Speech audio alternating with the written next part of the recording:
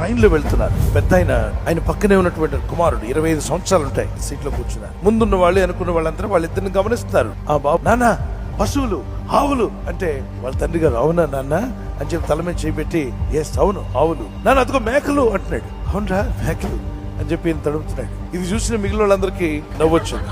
25 ఏళ్ళు ఉంటాయి, తాడు చెట్టు అంత పెరిగాడు. వీడేంటి చిన్నపిల్లలాగా అదిగో ఆవులు, ఇదిగో పశువులు, అదిగో మేకలు అంటాడేంటి, నన్ను అదిగో జామకాయలు అని చెప్పంటే తింటావా అని అడుగుతున్నాడు. ఇది చూసిన వాళ్ళందరికీ ఒకరి తర్వాత ఒకళ్ళు ఇలా అనుకుంటున్నారు, వీళ్ళు నాన్నకో పిచ్చి వీడికో పిచ్చి అన్నట్టు.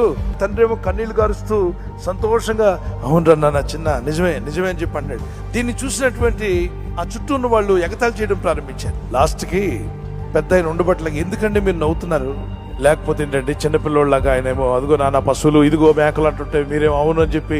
తండ్రి దుఃఖంతో చెప్పాడు, బాబు నా కొడుక్కి ఇంతవరకు కళ్ళు కనబడవు, ఈ మధ్య ట్రీట్మెంట్కి వెళ్ళాను, ఆ దేవుని దయ వల్ల నా కొడుక్కి చూపు వచ్చిందయ్యా, నా కొడుకు చూడగలుగుతున్నాడయ్యా, అది చూసి నా హృదయం ఆనందిస్తుందయ్యా. 25 ఏళ్లుగా నా కొడుకు చూడలేక బాధపడ్డాడు, ఈ మధ్య చూపు వచ్చింది నా కొడుక్కి. అప్పుడు మిగిలిన వాళ్ళందరూ కూడా నేల ఖర్చుకున్నారు, ఎంత పొరపాటు చేశాం, అరే ఎంతగా ఎగతాళి చేశాం. అందుకే తొందరపడి ఎవరిని జడ్జిమెంట్ చేయకండి, త్వరపడి వారి మీద ఏదో నిందలు మోపకండి. వాళ్ళ కష్టం ఏంటో మీకు తెలియదు. Until you put your feet in their shoes you will not understand their situation. వాళ్ళ స్థితిగతులు ఏంటో నీకు అర్థం కావు.